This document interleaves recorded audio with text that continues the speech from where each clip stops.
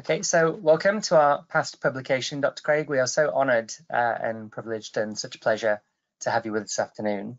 I'll hand over to my colleague, Kim Currans, soon to be Dr. Kim Currans, we hope, to go ahead and introduce you. Go ahead, Kim. Great. The next slide, just so that those who need to see a picture of Dr. Craig can see that. All right, Cheryl J. Craig, a PhD, is a professor, chair of technology and teacher education, and the Houston Endowment Endowed Chair of Urban Education in the Department of Teaching, Learning, and Culture. Her empirical research is situated at the intersection where teaching and teacher education curriculum meet. Using narrative inquiry, she conducts research with pre-service and in-service teachers on campuses typically serving high-poverty children of color at risk of school failure. Her research centers on the influence of various reform agendas on teachers knowing, doing, and being, and the unintended consequences reforms and policies may have on student learning. Dr. Craig's research program is internationally renowned because, one, it rigorously addresses teaching and teacher education. Two, has a strong conceptual base. Three, involves both curriculum and teaching. And four, uses an innovative methodology. Dr. Craig has authored 11 research handbook chapters. She is a regular contributor to 20+ Web of Science journals. Her book, Narrative Inquiries of School Reform, was published in 2003. She received a Literati Network Award of Excellence from the United Kingdom for a chapter she authored, and 2 outstanding AERA article awards. Dr. Craig received ISAT's Outstanding Article Award, which was determined by reviewers from 6 continents. Dr. Craig's Google Scholar summary includes 242 publications, over 9,100 citations, and 6,000+ book citations with an H index of 39. Most importantly to us grad students, Dr. Craig earned a mentorship award from the College of Education and Human Development. So Dr. Craig, it is all yours. Okay, good. Thank you very much for inviting me today. And I originally was going to just use one slide, but then I thought, because I've been in some think tanks recently with NSF, it's kind of a, a privileged line because I've been worked on many NSF projects. So I got to be one of those people who got invited to some inner circle meetings. And so we were asked the question about how change happens. And so I'm going to talk about pictures, rich pictures, theories of action, and logic models. I'm not going to talk long, but I'm just going to just give you some kind of points, some jump-off points that you could keep in mind as you're working either on your scholarship or on your grants, because some of the things are the same. So yesterday I was in a meeting with Dr. Gloria Ladsing Billings, and you can advance, please, Matthew. And I was with, and she said that we need to keep in mind who we're talking to. Who are we writing for? And I've always known and have been very much, because my work has always been field-based in the schools. And I have seen things happen that would be surprising that would happen. And I've always seen myself as an advocate or a conduit or someone who is able to translate what's happening in the schools and to take it into the literature and then take it into policy and hopefully back to the people. So in my mind, I always have the children in schools in my mind. So here's a group of children. And there's other groups of children as we go through. I'll let Matthew flip the slides.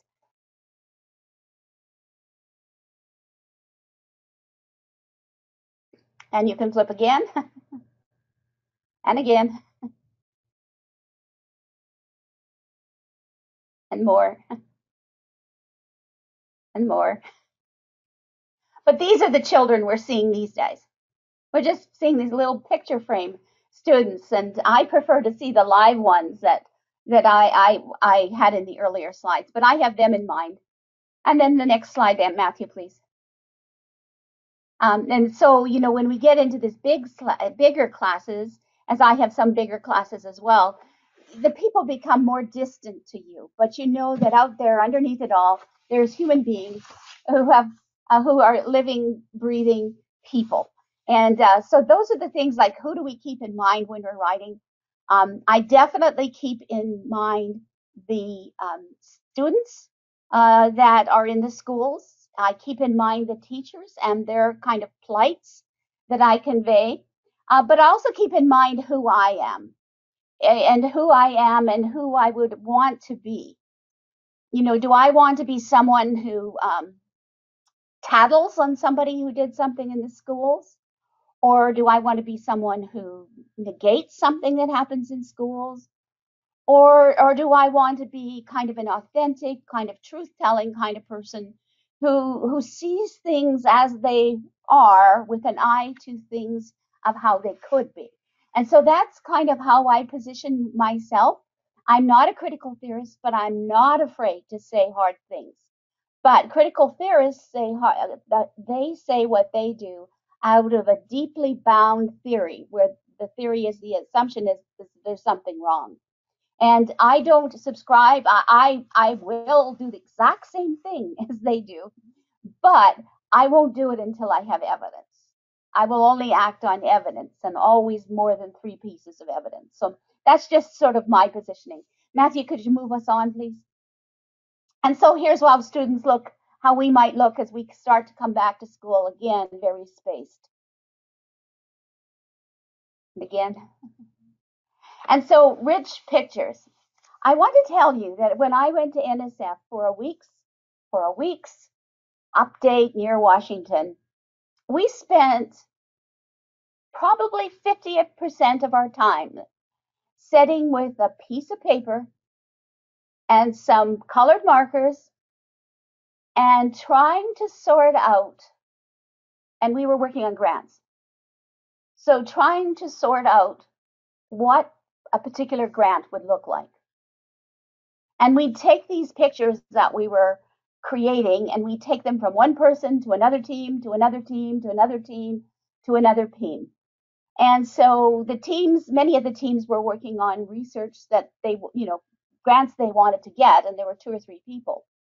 And of course, I was just one person there because I had come from several grants, but I wasn't writing a grant at that moment. But I remembered the last thing someone in the school said to me. And they said, possibly we could do something. We could work together in our school, our Hispanic speaking school, and with our dual language program. Probably we could do something together. So I just remembered that comment. I remember the students. I know the principal. I know some of the teachers. And so I designed a grant for their school. We're still putting it in. We called it Project Chris, but that doesn't matter. But that came out of a rich picture. But we can use rich pictures many places in our publications. We can use them in our introduction. We can often use a figure to create our literature review. We can anchor our exemplars, our research exemplars, around a figure. And sometimes we even end off a paper with a figure. The problem is we don't have enough words. The other problem is people get turned off by pages and pages and pages of writing. The NSF rule, a visual for every page. Now, I'm not sure that you could go so far in an article to do that, but you certainly can use 2 or 3. Matthew, if you'd continue, please. And so here's one of the figures that came out of talking about personal identity. I just wanted to give you someone's figurings of a picture as I started to try and work out personal identity. Next one. And of course, this is one of the better pictures, a rich picture, just for ourselves. People think that success is just a one-way arrow always going up. But really, success is really a convoluted process, and it goes all sorts of places. But when we see a picture like that, we get the message that what we intend to do and what actually happens is very different. And so that's a rich picture that carries a message. So whatever we're using has to carry a message. And I'm now going to move into theory of change and logic frameworks. The theory of change is sometimes used in papers as well as grants, and the logical framework is definitely used in grants. And so I'm going to talk about the theory of change, and it's really messy, and it's a big picture of mess. But let's look at that for a minute, and then we'll look at the logic model.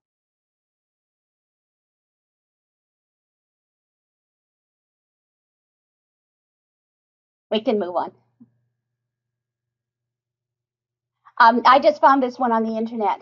This is about the idea is that 13% of adults can't read. So what might you do to help help adults read? And the outcome was more children enjoy reading and learning and grow up to be fully literate adults, which means the theory of action means if you wanted to increase adult readers, you'd have to start with children. And so they work through the various things they would do, but they presented on the paper, events, materials, books, volunteers, professional development. That's what they're going to do. But that gives you an idea of someone else's theory of change or action. Matthew, let's go on. And this is from my home province. And so I just decided to share it with you. It's all about, because Alberta, just like Texas, is an oil and energy rich province. So aiming towards Alberta students being energy and environmentally literate, and they were able to have a sustainable future, you can see what they've done through this picture is how do you get there from where we are. But I think if we look on the light green side, just this is one point. Stakeholders such as youth, environmental groups, energy advocates, and attract widespread media attention as they speak in support of environmental, energy, and wellness education. And then they say we have a public narrative that supports environmental, energy, and wellness education. And then it moves up to where that we have it in the schools. And then the overarching thing is that Alberta students are energy and environmentally literate, and they help to create a sustainable future. So that's just a picture of what they're trying to do, and that's an example of a rich picture. That is a theory of action. Now here's another theory of action, and I found it from another project. How do we move, and this is with refugee communities, how do we move from informal literacy to formal literacy? And so you notice that they actually have that kind of arc in there, and that arc sets up all the different stages that people go through to move from informal literacy from people in their home countries to having formal literacy into their adopted countries. Again, it's pictorial. It shows the various actions they're going to take. It involves volunteers, teacher training, storytelling, having some trauma sessions, have peer learning teams, and then eventually getting into the schools. Now, if we were trying to write this would probably take us about 60 pages, right? To explain each one of these little characteristics and what we do under them. But if we really wanted to communicate to people off the top, we put something in like this, and then we might have brief statements afterwards for each of the points. Now, you can get this in if you put this picture or this theory of action or theory of change into your article, you will save many, many words for the other things that you have to say, right? So, you use these kinds of things in very, very strategic ways. We'll move on, Matthew. And a theory of change, it includes, these are the things it includes. And one of the things it includes is the logic model. And so I want to move on now to the logic model. Matthew, if you move on. And it has all of these things. And this is what you will traditionally find in NSF grants. You'll also find them in US Department of Ed grants, those kinds of grants. It has to do what your context is, what you have going on your side, what are the inputs, and that's the things you were asking the funding agency to add in. What activities will you get? What outputs will you get? And then you move into long term. Like, what is the long-term effect of or influence of this change you've introduced? Now, from the organization side, they call it an intervention. I call it a change. Next one. So I wanted to share this one with you because this is one that we sent in to NSF. It was from the Faculty Academy, which is professors from 5 of the regional universities, and we wanted to look at STEM. We wanted to look at teacher induction of STEM teachers around the greater Houston area. And so this is what we put in. And part of our problem in that we didn't get it, it was very hard to define where we came from, because we came from 5 different university units, and there were 26 plus teacher ed programs in the greater Houston area. So it's really unwieldy in terms of the number of researchers we had, but also how we were going to rein in those 26 plus teacher ed programs. By the way, the student teacher that I ended up out of that was an A&M graduate who had after her first year of teaching had left the profession. So we didn't get this award, but this was our logic model. We did the research, and there's a book out there that is exactly what this is. We didn't get the grant. We couldn't figure out how to describe ourselves better, so we just forged forth with doing the research, and of course the book got accepted and is well cited and such, and so we're very happy with that. Michael, could you move on, Matt? And this is one that we used in the Catapult grant program, right? That's in the college. This is precisely what we used in that grant that we got awarded from the college. And so we wanted, and then this would be the way we would take it forward. But what we had was a successful Catapult grant. We had a partnership. We had faculty and resources. We had a concept paper about what U-Star was. And we also had all the research from What Works Clearinghouse. And so those are the things that we had. And then, of course, we put in the mini project. We added more teachers. We saw what was going on with mentoring, and also we tried to create a research agenda. So in the short term, we were wanting to increase articles and dissertations and conference presentation. In our midterm thing, we wanted to go to the U.S. Department of Education and Innovation with a grant.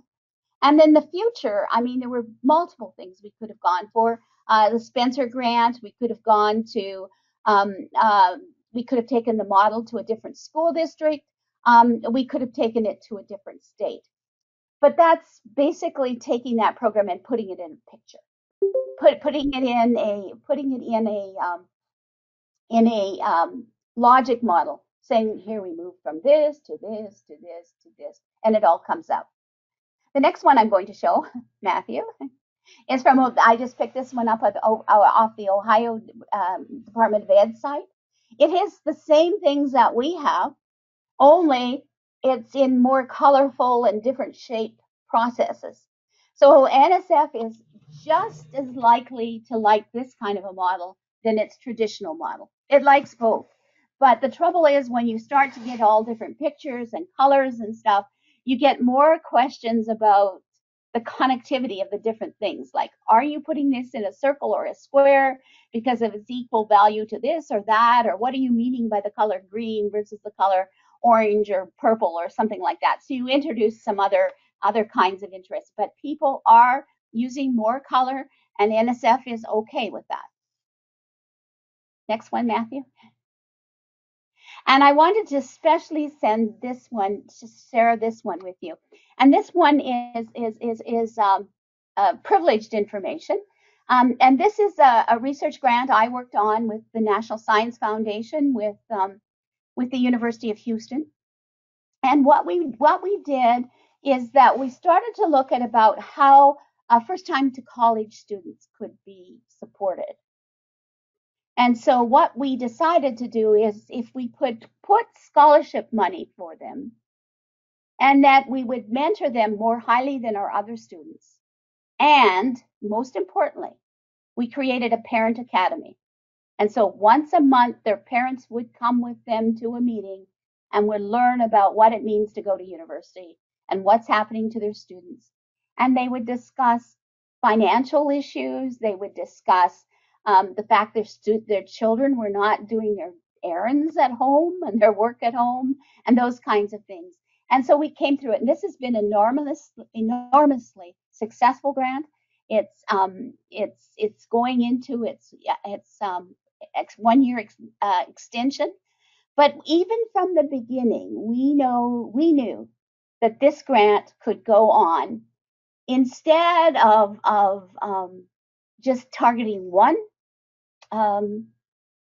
underserved student or one underserved family, that we could target a family that had 3 or 4 children, and the parents would learn through one child, but apply it to their other children, or that we could get into community clusters, and so maybe 3 or 4 friends, and they wanted getting their students into university, that they could work from a cluster and get that kind of entry into university.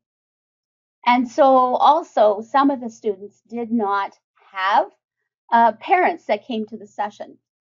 And some of them ended up having a girlfriend, a spouse, a neighbor come to the sessions. And it naturally happened. One parent got their second child into university based on what they learned from their first child. And in the other case, the friend who was the friend of the one that was in the program, the friend entered herself into the program and came on scholarship.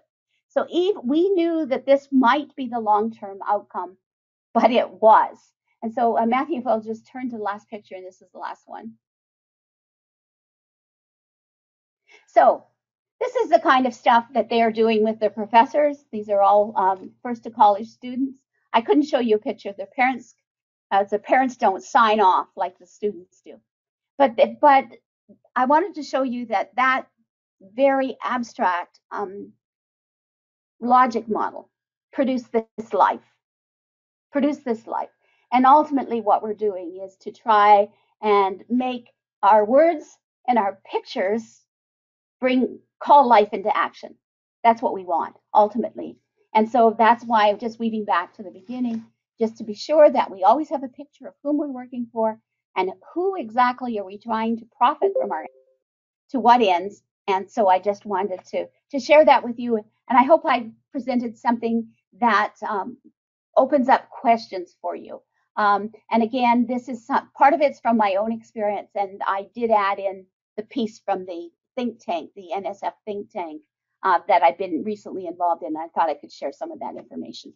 So thank you very much, and I look forward to your questions. Good. Thank you so much, Dr. Craig. I'll broach the first question whilst folks are thinking about theirs. So are you always, if I look back through your slides, are you always using a sort of inputs, outputs, and outcomes model as you're framing these? That is what NSF likes, right? And if you go back to the one that the Faculty Academy did, that book, that one, that's not ours, but it's, no, that's not that one. That one, you see what we changed it to foundational contributions. We turned it into interactions and participation, and we turned it into actions, discoveries, and challenges. So we kept NSF words, inputs, outputs, and all of that, outcomes, but underneath it, we put what we meant, right? And so we held to our own beliefs. But when you work with agencies, you have to comply to some of the protocols that they have, but also you can give your own twist to them. And you can see we twisted this one. And also you can see how some of those theories of actions and logic models have been presented in very different ways, but they're still entirely acceptable. And just to let you know, I sat at the table with NSF's evaluator. And so it was very interesting because I was wondering how she was taking it in. And her thing is to come up with the most creative logic model or theory of action with all those colors and all those different shapes. So that's what she's about. So that was very informative to me to figure out that that's what she was into. Yeah, absolutely. And I've seen similar logic models in the bits that we do. And my second question for you is, so do you begin sort of the Sean Covey model with the end in mind? Like, do you begin with the yellow and work back to the blue, or do you begin with the blue and then move forward to the yellow? My second piece of that is, do you do it all on cards and kind of lay them out on the floor and then group them, or what's your process?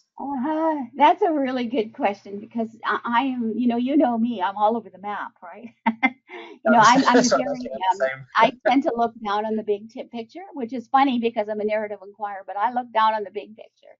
But I only know I can get to the big picture for the fine-grained information. So I tend to, I will have the big picture in mind. Like, I was able to say, well, this is the next grant coming out of your stop UH. Before you get started here, we know that this is where you're going. So I was able to see that, but I only know that I can substantiate it or corroborate it through the evidence that you get, right? And so I can't jump to those things unless I have some evidence, right? So I have to get back in and make sure all the pieces are there, right?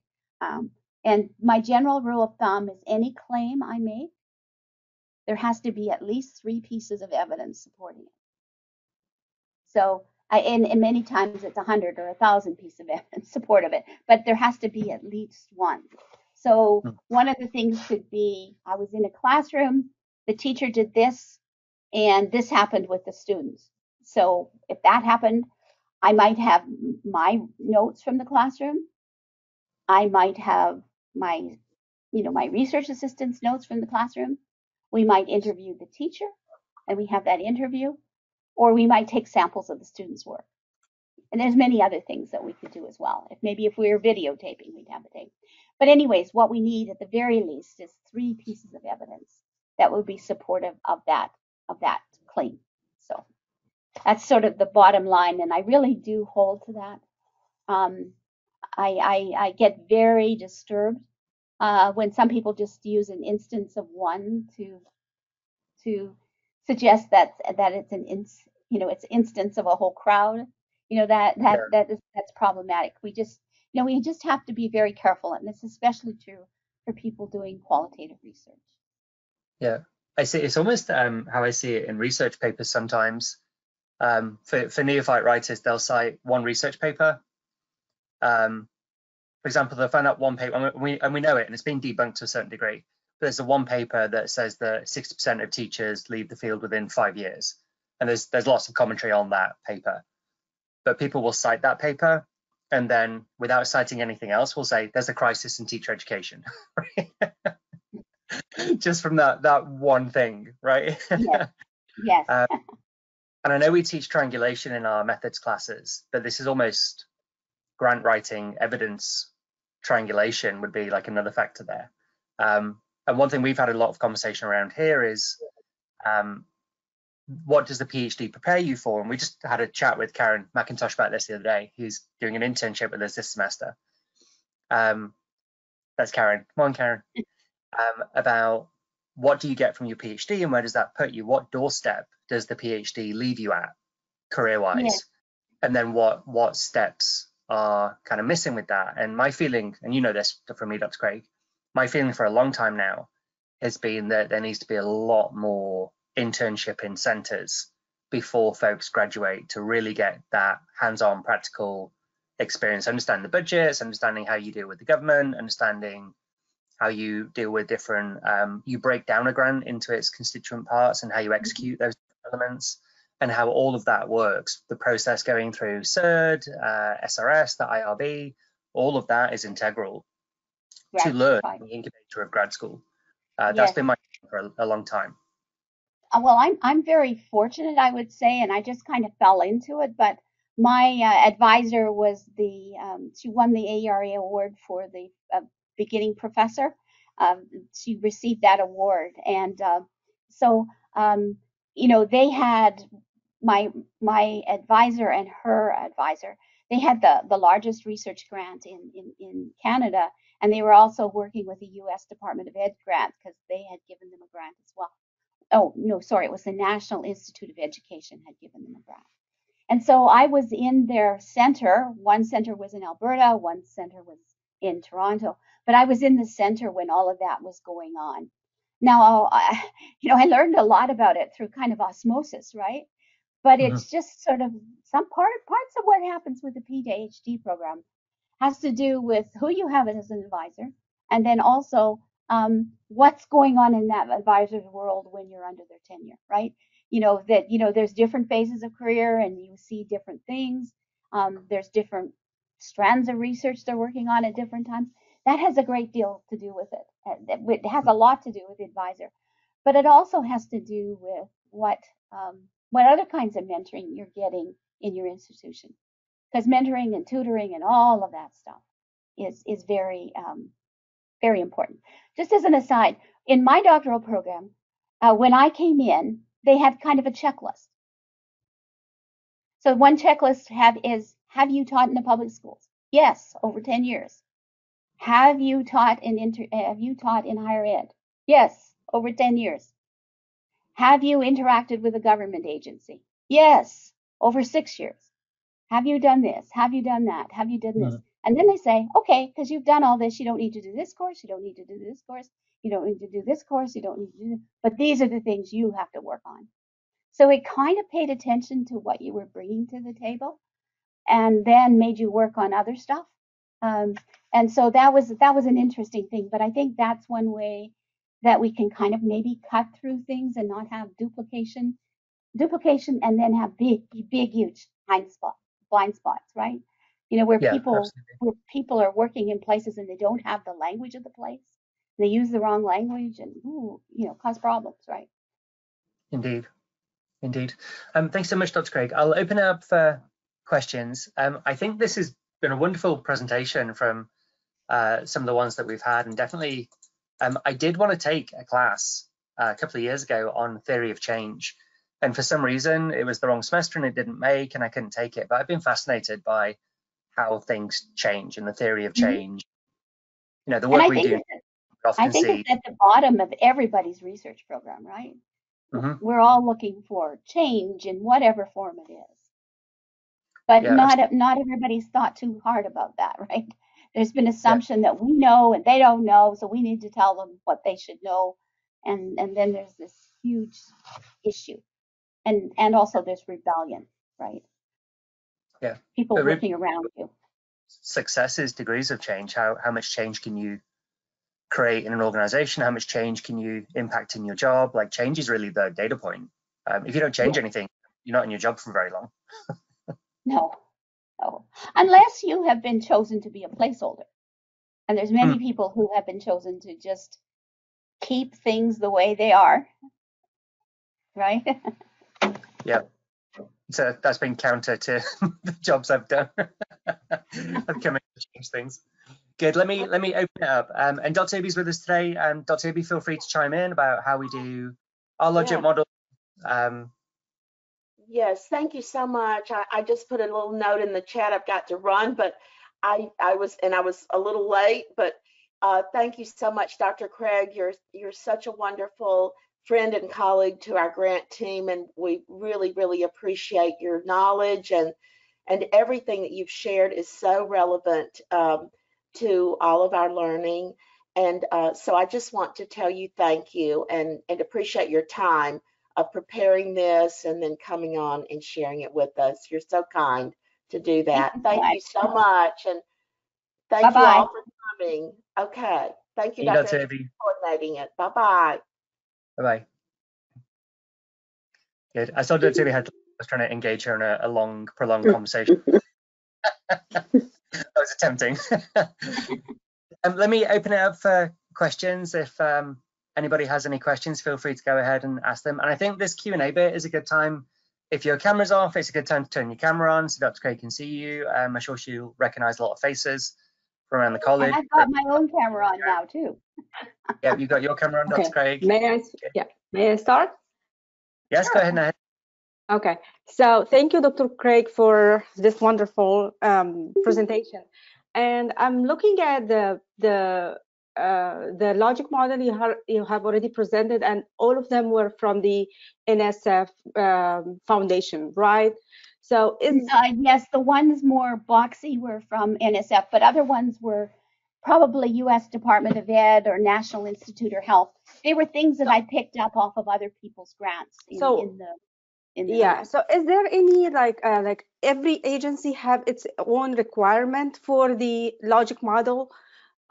Because for Well, example, for yeah, it's Pell kind of Grant, like an underground kind of thing. I'm not so sure.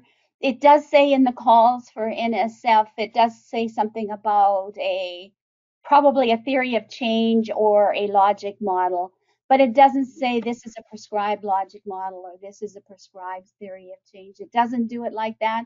But you can see where people who have had successes, these are the models they've used. And so we tend to gravitate towards them. But now NSF is asking people to be more creative. But you have to remember, NSF has come to the realization that science education or STEM education isn't going to improve unless they engage all the other disciplines. Because they've been asking the same questions and getting the same kinds of answers and not the kind of growth and discovery they want. So now they're saying, well, we better pay attention to some other disciplines.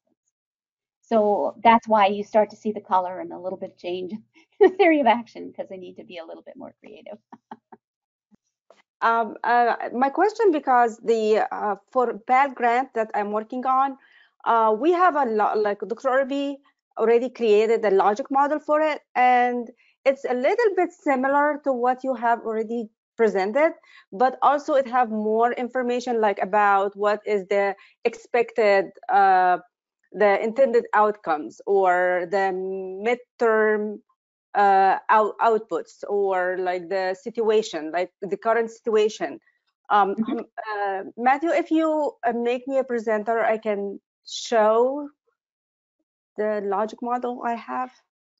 Just to, while she's putting it on, just to say that NSF has only allows 15 pages for a proposal. And so if you put too big of a logic model or theory of action, you can't get everything you want. And NSF doesn't like lots of words. You know, those are scientists. They just want key terms and arrows and color, whatever. But this absolutely is a logic model. Yeah, so that's actually what Dr. Irby developed for the grant that I'm working on. So that's why I find like several like other stuff that added to this, which is not in the NSF one. So I just wonder, like, should we follow specific requirement for it, or like is NSF have the requirement like the it's kind other... of the culture of the organizations that you're submitting to, right? Where you're submitting may have a different culture and probably is more humanities based and uses more language. Where NSF is over, just give us the key terms, just give us the common things, and also they like boxes, and you know the engineers, they like box stuff. They like anything that's really concise, and of course, again, within the 15 pages, then of course you'll fall into that because you can't get everything in. So this one takes up a whole page. Now that logic model that for that one, the parent one, it took up 2/3 of a page. So you had 1/3 left for writing, right? So those, I think that's probably what happens, right? Because you eventually get to the, as you know, when you're writing these proposals, I don't know, every one I write comes out to be 21 pages and it needs to be 15, right? And so you have to go back and think, okay, thank you. Something, 1/5 of this has to go. You know, what is it going to be? And we tend to go to the figures first and see, could we make this figure smaller, more concise? Could, you know, so we could get 1/3 more of a page of space by using, you know, the language thing. But that's NSF. This is perfectly fine, and it's exactly what I'm talking about. Thank you. Good. Thank you, Nahed. Do we have some more questions for Dr. Craig?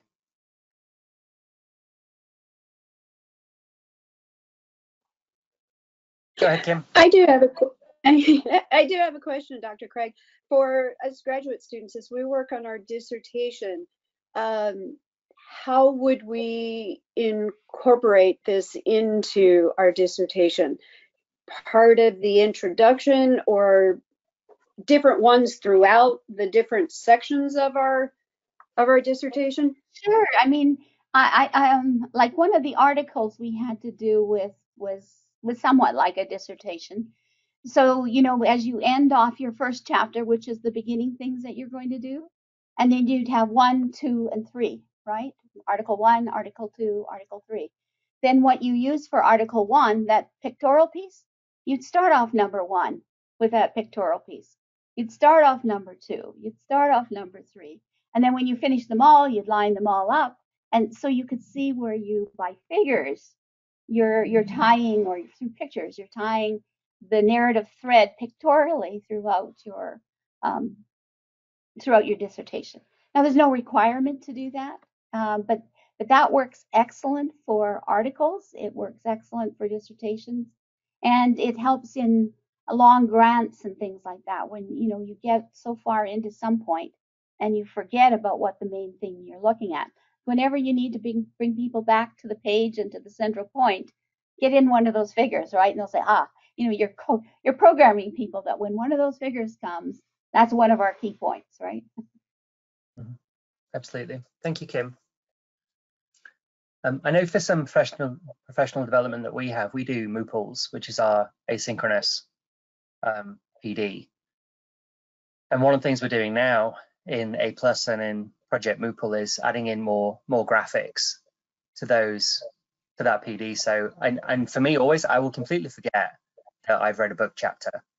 But I'll remember that I saw a graphic, and I can remember which book I saw it in, and I can remember kind of where it was on the page. Was it the left or the right? Was it the top or the bottom? So I can often go back and find a figure. If I'm trying to find a quote, good luck. Right. It is a form of, I think, from the organization's perspective, a form of branding. It can be a branding thing for, say, your center, but for us each individually, it's a part of our signature. So if we get known for how we write, what we write about, but it also can be certain things or features that you can expect to find in our writing. And so even if an independent reviewer was reading it and they start to see these kinds of figures and stuff, and they'll say, oh, I know, these are the people who use these kind of figures in this way. So, you're sending subliminal messages while you're putting your paper together. Yeah. It's just like my papers are distinguishable, many of them, because they have a metaphor in the title. And I'm one of the few people that uses something like that in the title. So immediately, if people see that, they say, that's Craig's work, right? Yeah. And then neophyte and unfurler your shells as well in your writing. Yes. Can I interject? Cindy, you have a question? Yeah, well, really just a comment. Thank you, Dr. Craig. I think it's also important for when we think about as coordinators leading these grants and GARs and presentations and conferences, that we take what you've talked about these graphics and pictures and kind of storytelling, and make sure that we're integrating those in to whether we're recruiting and going to a school district. They don't want to see slides full of words either. They want to see you're focused on their students. So those pictures, you can tell the story around those, or if you're at AERA or whatever conference you're accepted to, the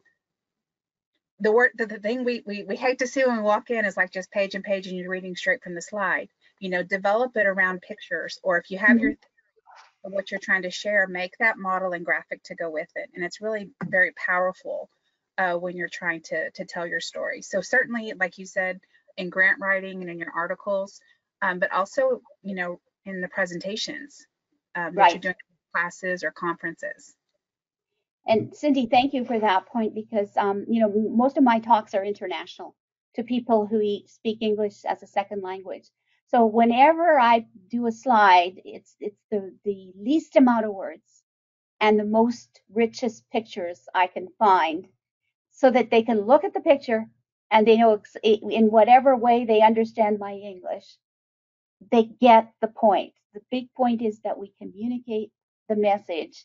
It's not all the fancy language and all of the, the fluff we put around things. Are we getting the central point through?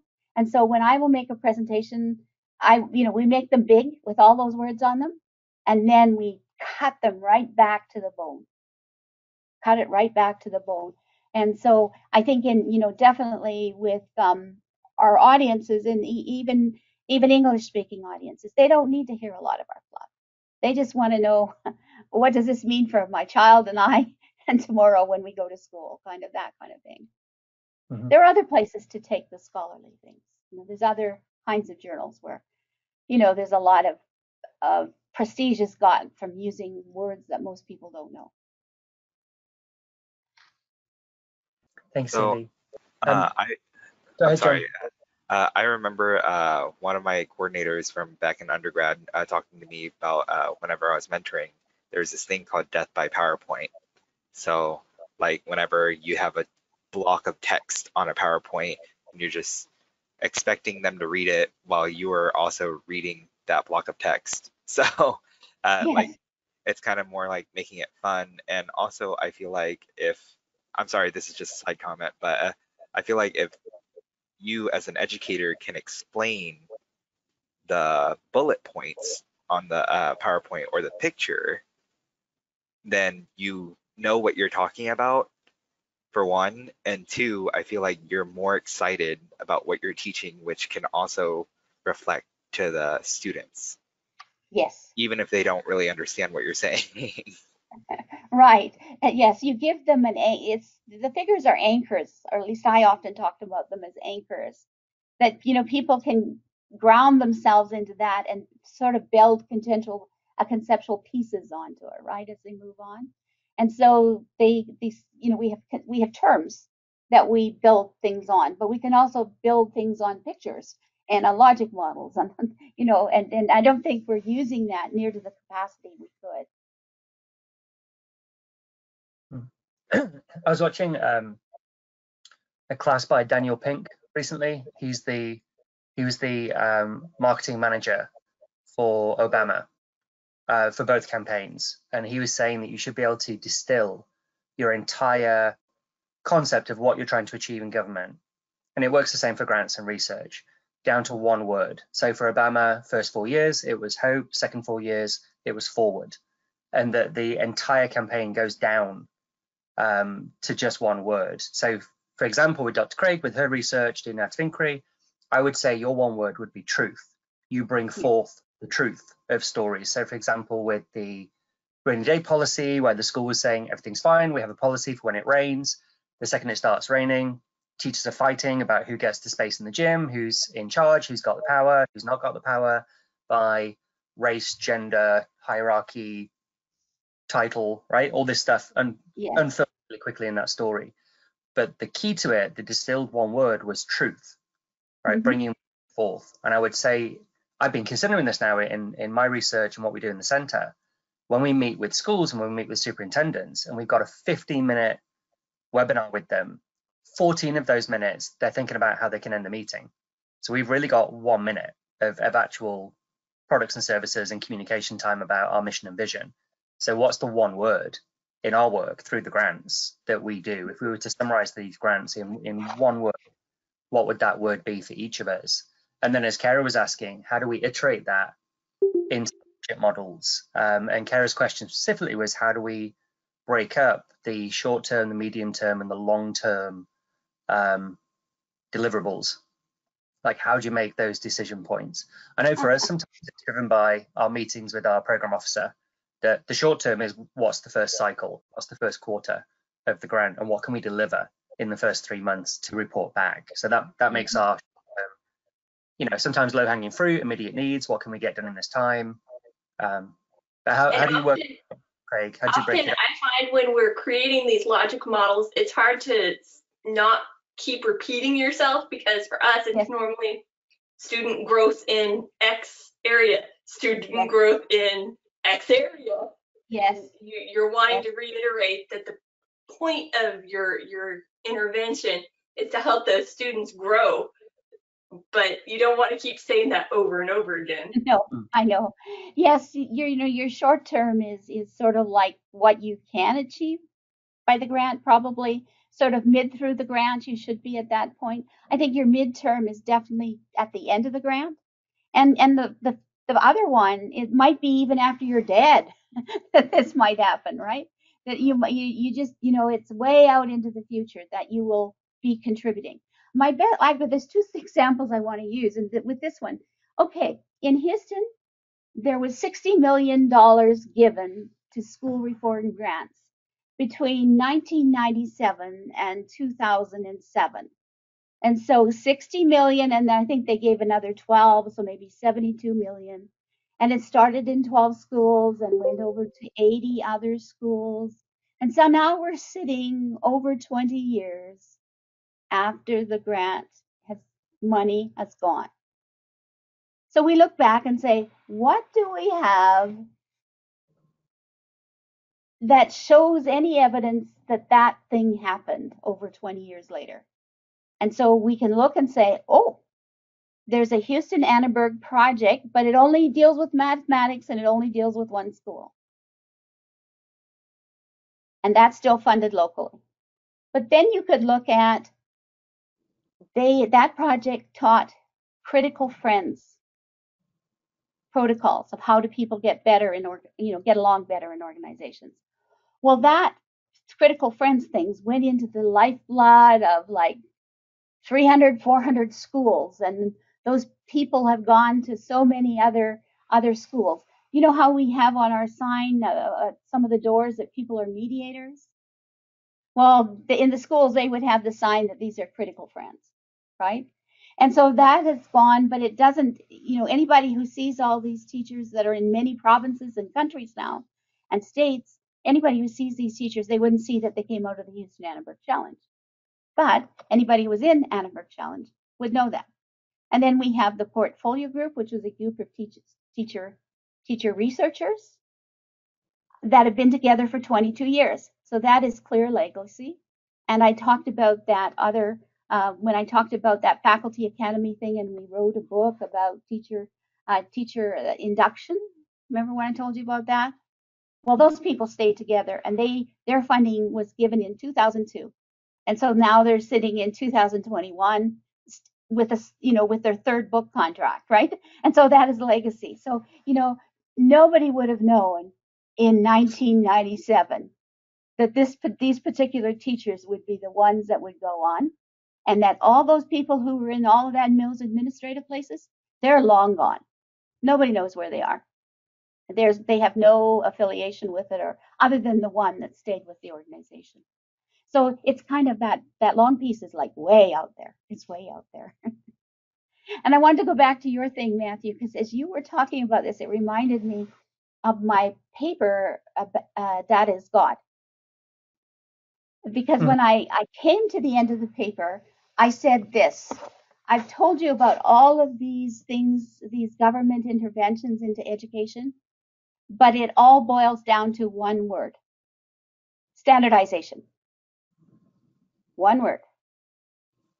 Everything that's been happening in education is standardization. And I think that's sort of like when you get to that one word, you've got people. And I just wanted to add that yesterday I found out that paper won ARA's Research Award, Division K Research Award. And when you said that, I was like, ding dong, standardization, right? Ding dong. That, it was all rich in picture, and, all rich in these 6 different episodes of pictures, but all boil down to one word: standardization, right? And I said something has to change in lawmakers' playbooks, because it's clear that standardization, as in the way that they're delivering it, is not working, right? And so we have 22 years of this not working. Yeah. And what education is, communicating to the politicians what is education, what is education, and how do you understand? They wanting test scores. Yeah. Good. Well, thank you so much, Dr. Craig, for your time and your wonderful presentation. Every moment with you is a gift. We appreciate you so much.